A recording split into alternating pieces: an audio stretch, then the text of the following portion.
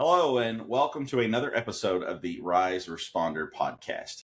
With me this morning, I have Dr. Joy Hutchinson. Dr. Hutchinson is a licensed professional counselor. She's a mental health service provider in the state of Tennessee. She reviews professional counseling journals, conferences. She is a licensed paramedic, former, with 10 years of field experience. Now, we'll look into that a little bit later on, just talk a little bit about her experience as a paramedic, because obviously that's what makes it relate to you, the emergency responder. Expertise areas. She's an expert in the field of trauma. She's a first responder expert, obviously.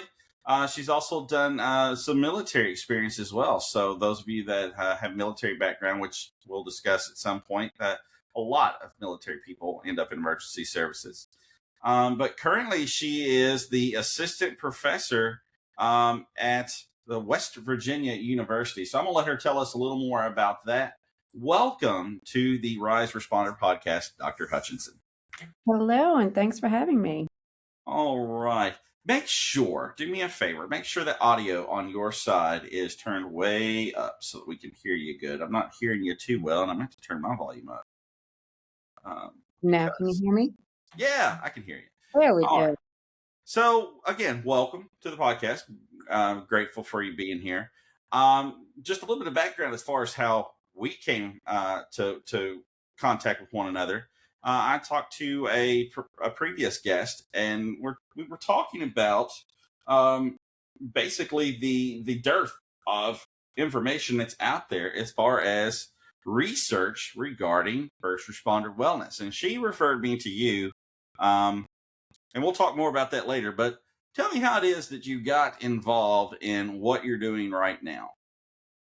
Wow, that's a long story. I was working as a paramedic, right? I did that for a little over 10 years in the New Orleans area. I worked night shift. I worked while being pregnant, and I realized then that I really needed to do something different in life so I could spend more time with my baby that was coming. And so I went back to school. Now, originally I went back to school for nursing because it seemed like the logical lateral move, but it didn't feel right. I was just not happy. I was in my last year of the nursing program, and my social media just kept being flooded with another first responder suicide, like more than usual. Like we see them come across the pages that we all follow, but it just felt like I was being bombarded with them at that time. And, I just was like, I feel like I'm being told I need to do this thing. So I created a survey and I put it out on some first responder pages looking to see if first responders wanted more mental health services. Within 48 hours on the first one, I had 512 responses, um, overwhelmingly saying that they wanted this. I didn't know it then, but I was obviously a good researcher. I questioned the validity of my findings. So I created another survey and put it out, and I left it open for 5 days, and I had 972 responses, overwhelmingly wanting mental health services, right, that are specialized in serving first responders. So I printed those off and I walked over to the dean of the counseling department and I was like, I need to do this. And I immediately dropped out of the nursing program. Mind you, I was about to graduate, but I dropped out and did my counseling degree. I got my bachelor's in social counseling, but you can't do anything in the counseling field with a bachelor's degree. So I then got my master's degree in clinical mental health counseling. And initially, my plan was just to become a counselor and serve first responders. I continued with the research side of things because I found it interesting and I was presenting findings at conferences. But as I progressed in the program, I started realizing that the counselors that were in school could never work with first responders. They had no idea because working with first responders, we're different, right? We're direct. We don't like the beat around the bush. We want to be told directly. right? And we're really good at sizing people up, right? We walk on scene and we are able to figure out what has happened within the first few seconds. So, especially EMS, like we have to take in the entire room to figure out why there's somebody on the ground unconscious, right? So, first responders, and most counselors, they just don't blend well because most counselors are very soft in their approach, and that's I was needed fixing for to a lot of say, people. yeah, I think a lot of the counseling profession, and of course, it's not any knock to counseling in general, but sometimes the best approach to dealing with some people is by treating them with kid gloves. Going Right. soft. Kind of eliminating that harshness so that they feel safe, right? Right. And a And lot of people need that, but yeah, first responders do not respond well to that. They look at you often. I mean, there are some that probably like that. But often what I've found in my research is that they're like, these people don't know what they're doing. They're mhm. not, I'm going to break them if I tell them my story. They're too soft for what I have that I'm carrying. Yeah. Oh yeah, Yeah. yeah, absolutely. So like I said, I was in, again, feeling like the world was telling me that I needed to do something about that side.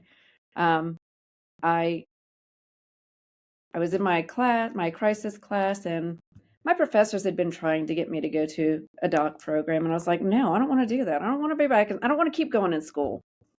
Um, but I was in a class, and my professor goes, "You'd really like the person who wrote this book. It was the Crisis Intervention Strategies book.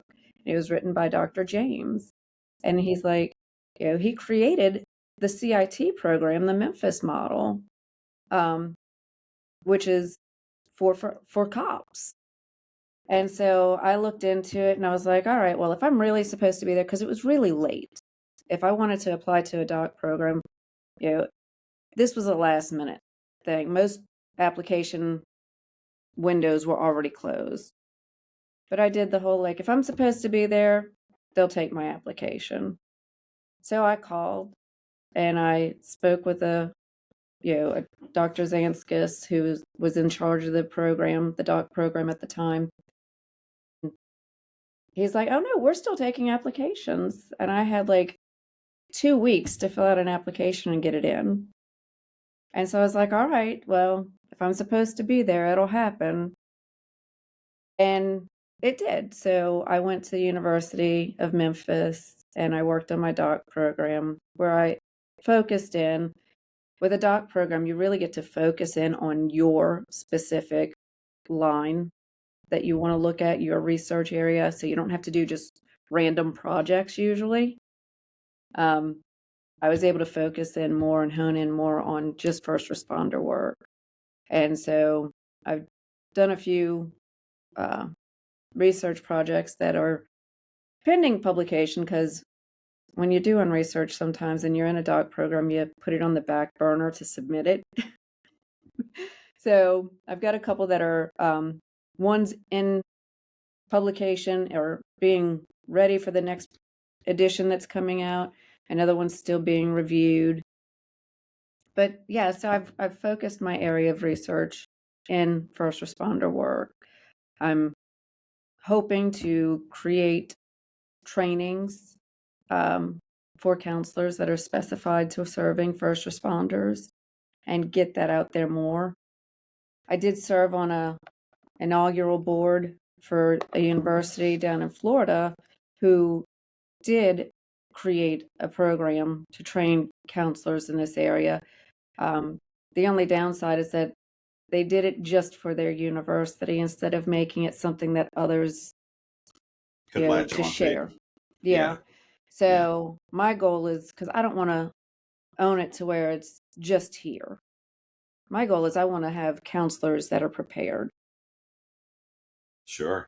I think that's absolutely true because, like you said, and each and every person that's listening to this or watching this could tell you, um, we are a unique creature, and so it's really important to understand the psyche of a first responder in order to be able to really dive into the things that they're dealing with. Um, I'm not saying that our stress is any more important or any more severe than others, but it is unique.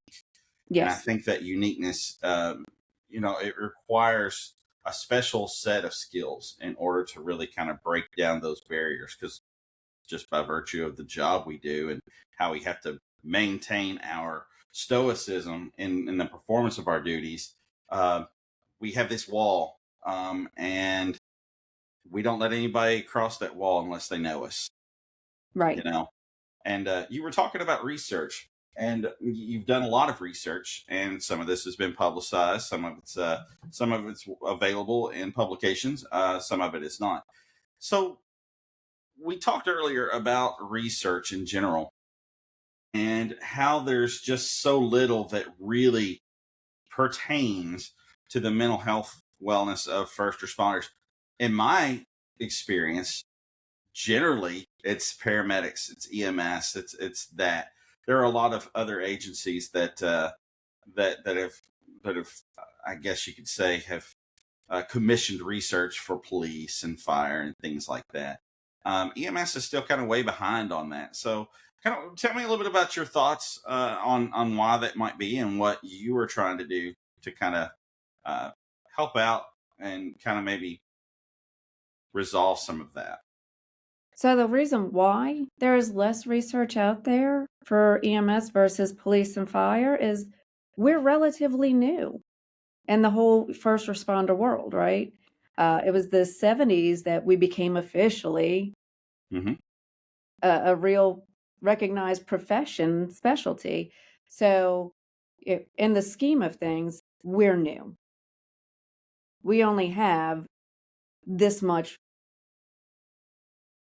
you know, years to look at and see the progression and how it affects long term, right? And mental health has only recently been acceptable to talk about, right? There's this, and even though we are allowed to talk about it more openly now, you still have people afraid to admit that they've seen somebody or to go if they need to see somebody.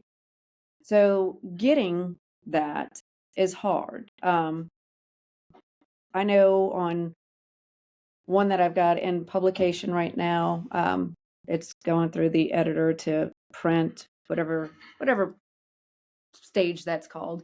Uh, but You just do the work and let everybody else put it out for yeah, you. they're like, here, approve this stuff. I'm like, yes, change this, fix that.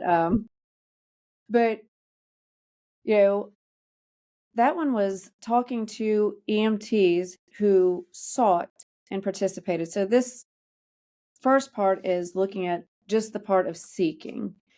And the thing is that I had a hard time getting participants for that. Now, granted, it was after 2020 where a lot of people started clamming up. Pre 2020, I could put a survey or call out and have people sign up like that. After 2020, people shut up. They're afraid to be, shining a negative light. And that's really sad. But the theme that I found is that even though companies and departments are adopting their what they like to say preventative things, it's still all reactive. It's not truly preventative. But they have things in place like EAP, or there's insurance, or there might be peer support teams. The employees are afraid to use them, Sure, right? They don't want to sure. talk to their peers about it. The EAP, and this is the downside of EAPs, they charge a phenomenal amount to companies to use them. They rarely get used because, on the off chance that they do get used, it doesn't match with a qualified therapist. It's just the therapist who agrees to take the ridiculously low amounts that they pay. Period. So Wow. then they get an unqualified therapist for this profession, right? They don't know what they're doing. And they're trying to treat first responders the same way that you would treat the general public. And it's not. It's not the same. It does not work. I mean, So, I see that time and time and time again. I mean, for myself personally, I went through probably 3 or 4 therapists before I found one that actually was able to connect with me. And it very much comes down to that familiarity with the first responder psyche. Right. And so now on the teaching side, what I'm seeing, and this is why I think there's a lack of research, those who are doing research in this area have a personal connection, right? Either they were a first responder first, and now they're in the mental health field and education side where, you know, research is a requirement of the education side, um, or they're married to one. Mm-hmm. So when we think about that, the number of people who go into that route drops exponentially. So that's where the lack of information comes from. Now, there are a lot more of us coming up. Yes. I've got students who are now interested in this area because they're like, I never thought of this as a field, a specialty, right? They didn't realize that, man, this is a whole different ball field of people. Um, It and really so, is. And so the thing that about it that is, helps. Dr. Hutchinson, is, the need for people to be in this field, the need for folks in emergency services continues to rise. In healthcare, we're seeing fire departments add, stations or try to add stations. There's a big discussion right now about scheduling, so that these firefighters get the adequate rest and time to recharge.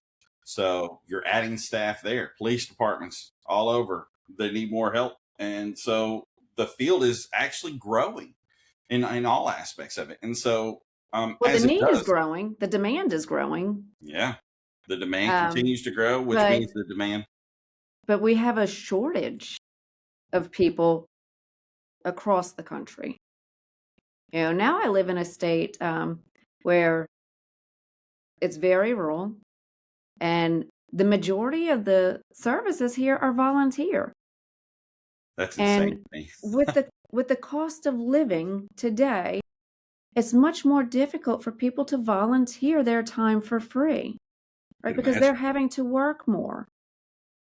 And you know, that makes it harder to staff these places. And we're not taking care of them. We're Which not giving means them they the support. leave the field sooner. Yes. They have to. Yes. Yeah.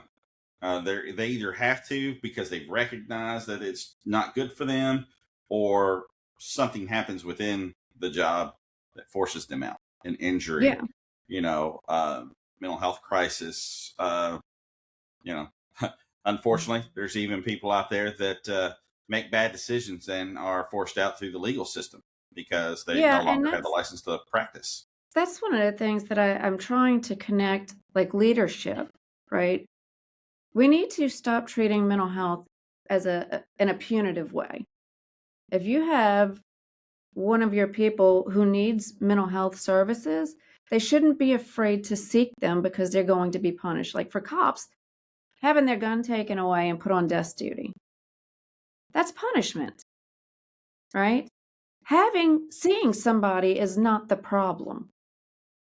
You're getting help.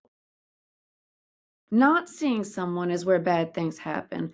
For firefighters and for EMTs and paramedics, the bigger problem for them is that when you don't see anybody, you become more dangerous to yourself and those around you, right? Because Absolutely. your brain's not firing as quickly, right? The thought process, you're more likely to end up injured on the job, right? Because you start making like silly mistakes, Yeah, not because you're not just stepping right. You're distracted. Your brain's not fully precisely. present. That's exactly what I was getting ready to say. Is that the presence? We have to be present in our job in order to do it well and to do it safely. Because there's, like you said, you have to walk into a room and take all of this stuff in to make a decision as to what's going to be needed to resolve the situation. And if you come into it distracted because you got your own junk that's going on in the back of your mind and you're worried about that, then you're going to miss something. You're going to miss something, or you're going to misinterpret something, and that does lead to bad things more often than not. Right. Like paramedics, you'll end up with tunnel vision, and Absolutely. you'll miss the very small detail Mm-hmm. that is the difference between life and death. Yeah. And the preconceived notions that you come into a scene with, that are based on, Call notes. negative intrusive thoughts that you're not resolving. If you go into it, and I'll be frank, I'm telling you this from personal experience because I've been there. You walk into a situation, and if you're distracted by these intrusive thoughts that you've got about yourself and negative self-perception, if you walk into a scene and you put that off onto whatever situation you're facing, like you said, it becomes a misinterpretation and becomes dangerous. Well, and I mean, so I joke when I say this. It's true, but when I say this, when I'm speaking to people, I'm like, yeah, we talk about burnout, and I'll tell you, I was a crispy, crunchy medic at the end. I was Mm-hmm. horrible as a person, right? I knew what I was doing. I could come in and save a life, but you know what people need when they're having a really bad day? Kindness. And I couldn't offer it at that stage. I Sure. mean, I was able to do my job, Mm-hmm. but I couldn't be human and compassionate. It was not a good thing. And that goes from, just built up years and years, because I'm sorry, we're showing up for people's worst day. So they're not kind to us, right? Their family members are not kind to us. I had been kicked in the stomach while pregnant. I'd gotten punched in the face. You know how many times I got spit on, right? And that's not even all the name calling for when you show up on a scene and the family doesn't think you're moving fast enough because they've watched TV where you throw them on a stretcher and run. And that's not how we do things, right? We're trained to treat on scene. Right. But all of that, where it's unaddressed for years, builds up. And that's the stuff, like, people think post-traumatic stress is you had a really bad call. And I mean, maybe it could happen from a call, but Certainly. for first responders, it's generally buildup, years of being treated like garbage by the public you're trying to serve, poor leadership, right? The negativity of our public officials who are out there, demeaning first responders, which is cycling into worse treatment by the public you're trying to serve, Right. right? And then you tap in the moral injury side.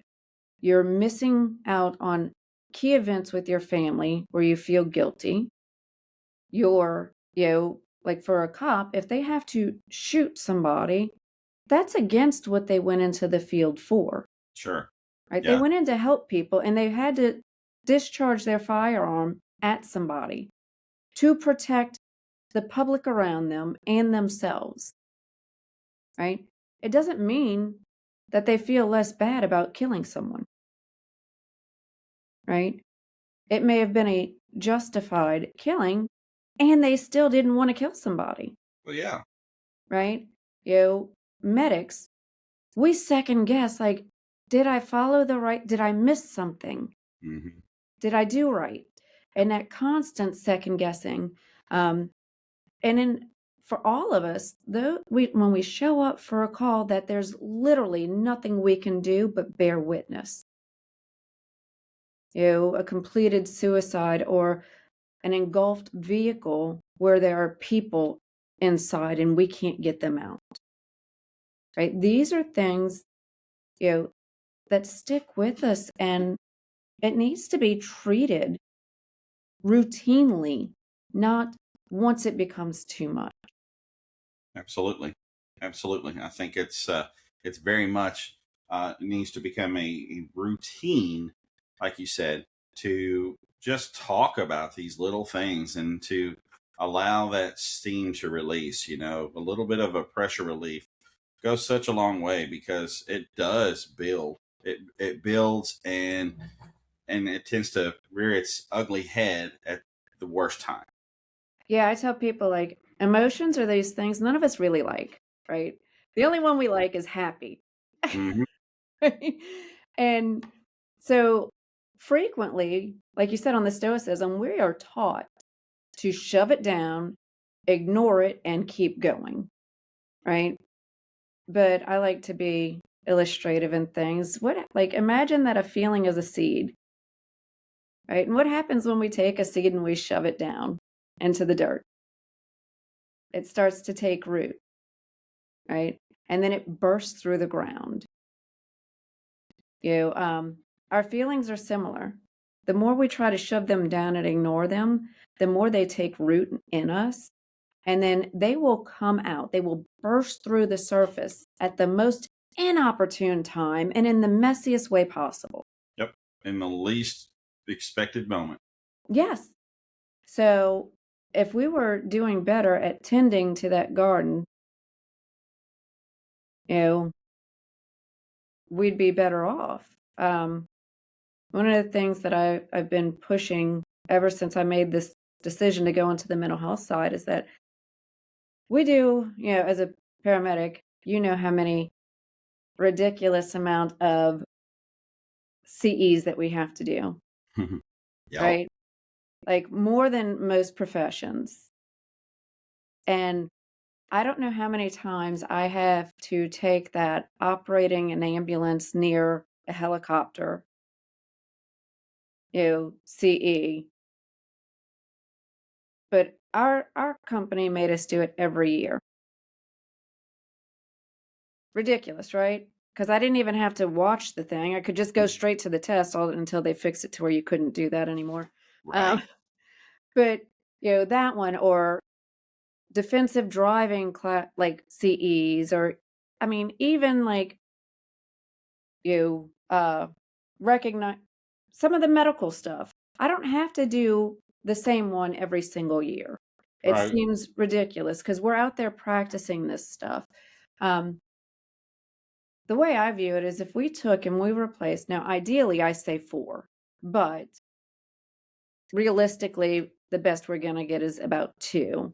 Um, if we replaced those just 2 a year, like to where it was every other year on these things, we could put in an actual mental health hour, right?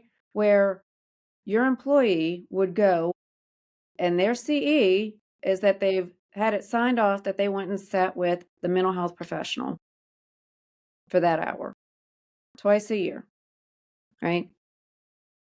This would instill on the very beginning that your wellness is important to the company, right?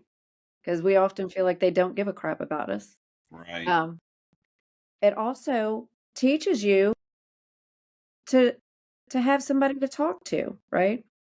And even if you don't have anything that you want to talk about right now, you've now got a relationship with someone for when it happens, because it's not if.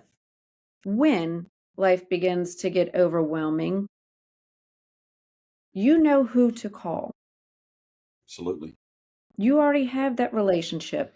So this would be a good thing in a multitude of ways. One, what I just laid out. Two, is that now every single person is seeing a therapist. So that can never be it doesn't have to be a secret anymore. You don't have to worry about being found out. Right? It won't be punitive because everyone's got to go. You have to report the 2 times a year that you show up, right? But it's just like signed off that I've been here. No content. So, boom, if somebody sees you, it's not a question, "Oh, I'm here for my twice a year check-in."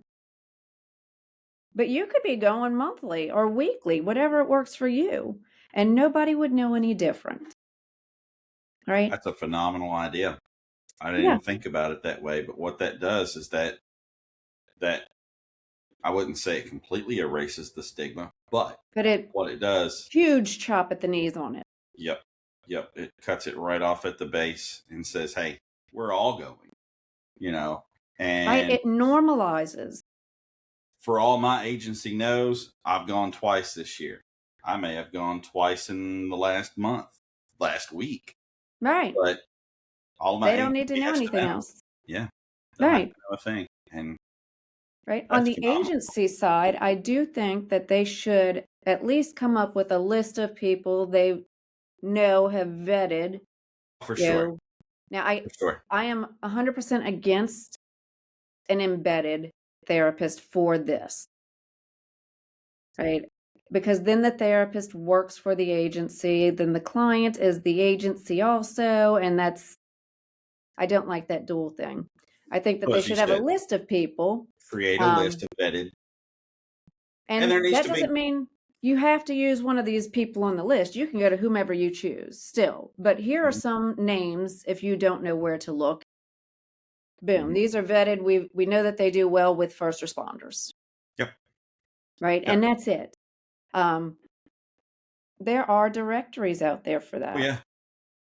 Not just that, but most agencies don't know, like, being in the, like I said, on the higher ed side where I have to do research, I have to seek grant funding. And while I'm looking, there are a ton of federal grants available to departments and agencies to assist with mental health. There are grants out there for that.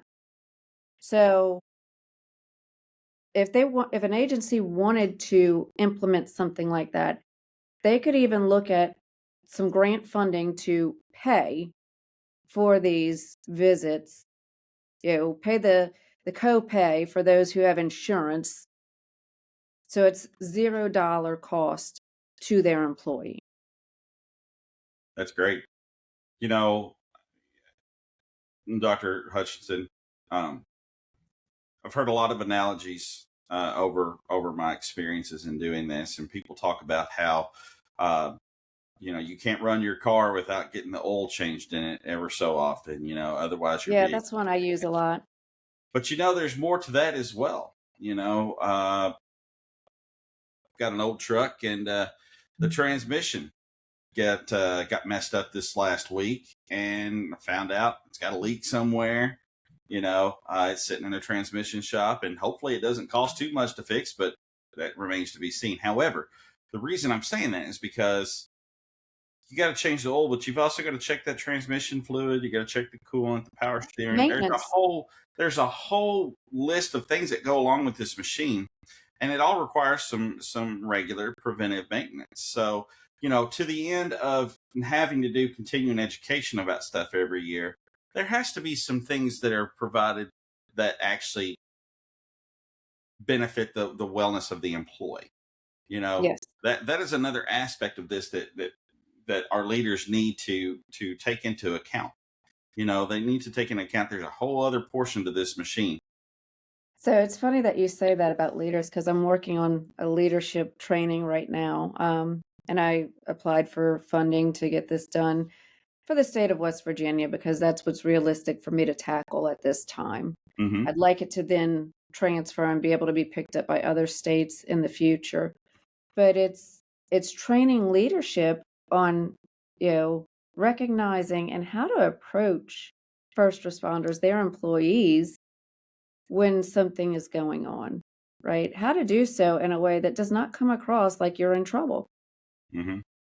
And that is a key factor because I've gone to conferences and I was at one that was for first responders, and this person said, "Well," and telling the people in the room, like, "You need to check in on your brothers and sisters. It can't be supervisors. You have to do it." And I was like, "Whoa, that's wrong.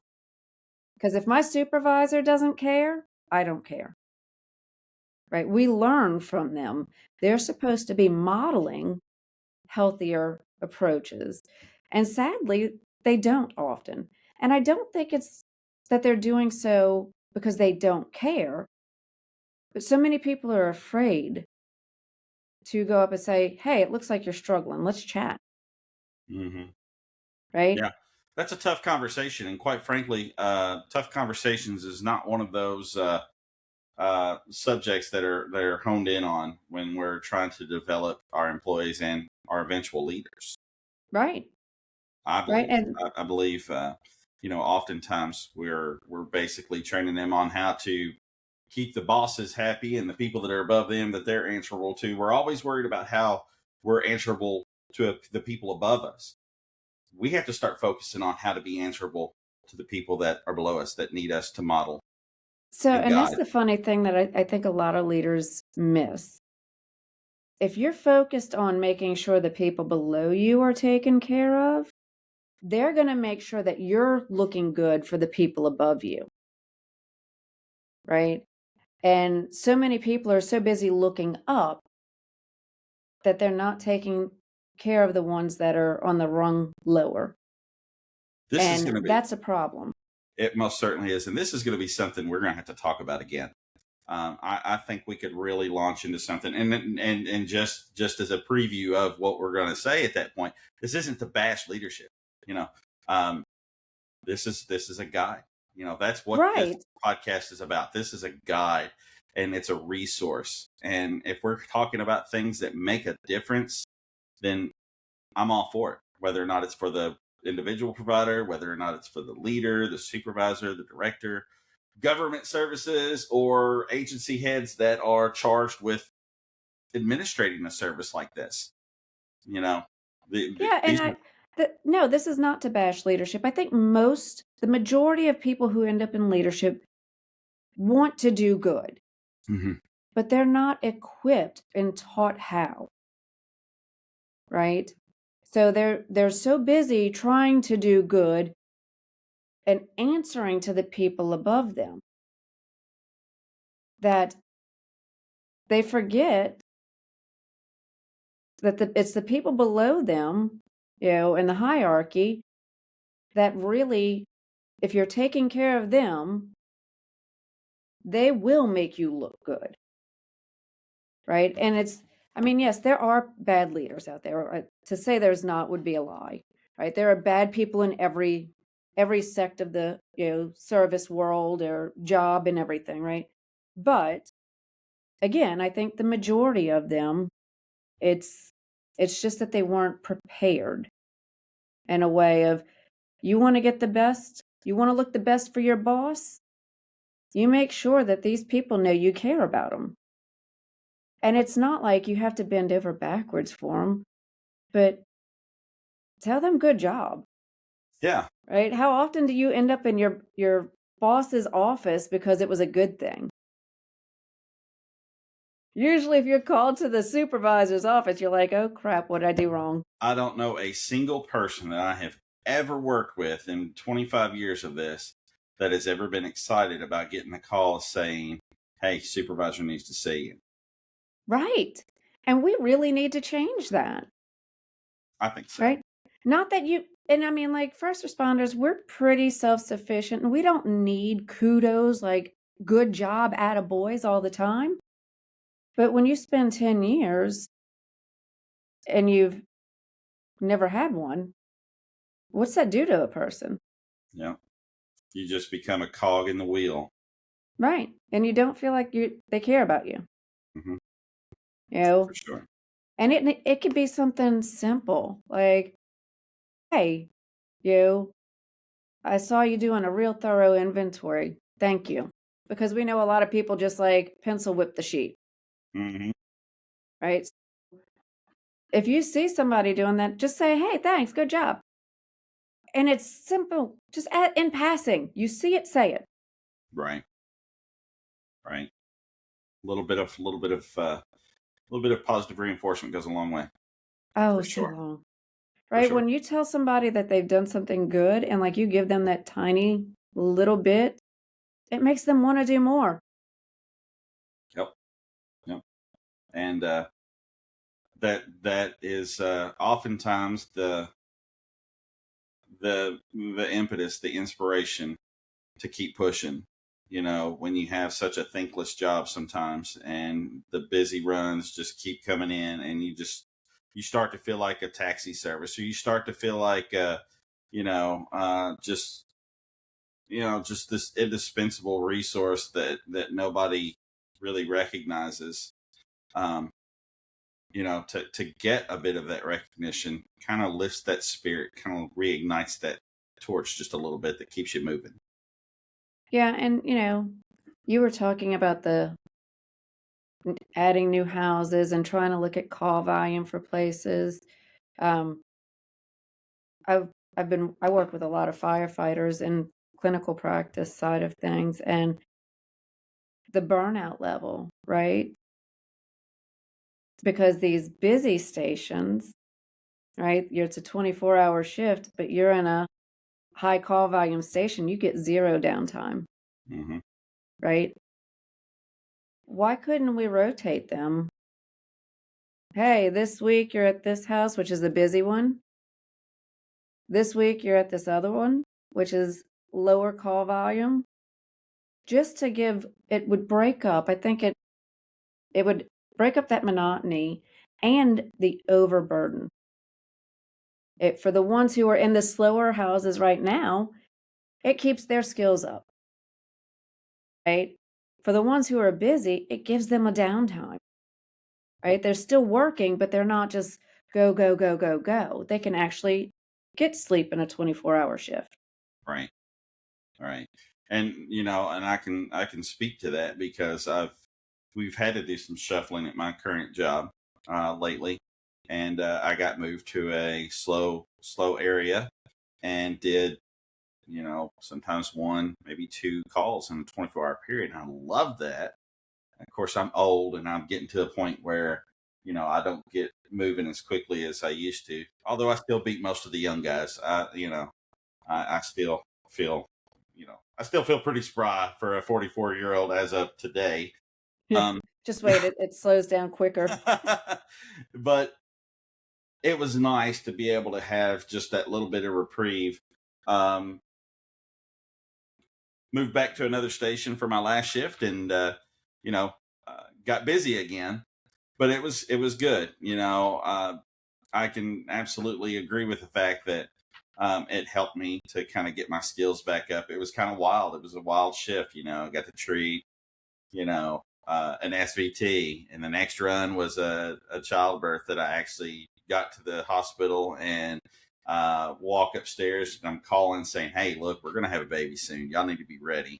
And sure enough, we had him off our bed for like 2 minutes, and she birthed, like unbeknownst to everybody. So it was kind of wild, But that when you're doing like that, that frequency of calls, it does wear you down sometimes. So it's nice to be able to get to a slow period. You can do that, and you can adjust And people.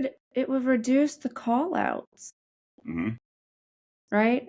Because, you know, I like I said, I do a lot of research. One of the areas I'm looking at right now is um, retention and cost to departments because I'm proposing like mental health should be part of the job.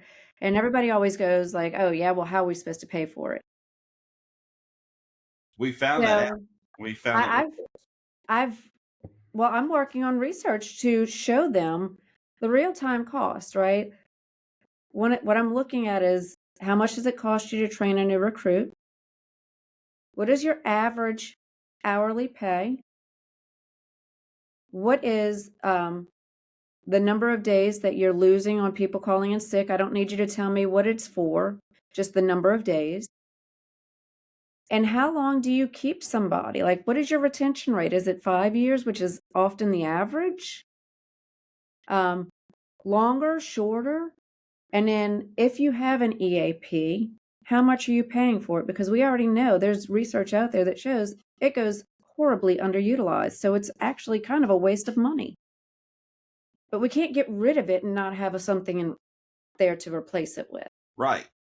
Right. right? You've got to have a resource for people to go to So, in that so emergency I can take situation. that and show you all of this data and then what it would cost if you were paying for that twice a year mental health check-in instead, Hmm. right? And compare them. I'm working with an economist on this, so we can do projections, even like what would be the 5-year benefit, because there's the research out there. at the same time, I collected data from first responders themselves. How many days a year in the last year have you called in because you just mentally couldn't be there that day? Right? We can connect that mental wellness directly ties into illness, right?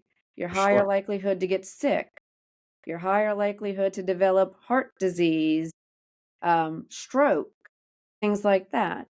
We know blood pressure, even diabetes, right? These are all connected to wellness. So if we're not taking care of that, you're at a higher risk of that. For sure. Higher risk of energy, and injury with untreated wellness issues, right? So I can connect all of those things. The other side is just like it makes more sense, right? Now, like I said, I am working to create stuff to train therapists. There are therapists out there. It's just most people don't know about it. There are directories that exist. Um, there are two that I've used and I'm on. I know I'm on some others, but I can't think of the name of them. But like the NBFC has a behavioral health directory for first for therapists and even peer support people who work with first responders.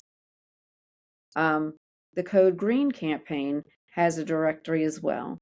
Now, the downside is that I don't think that people update their information as well as frequently as they should.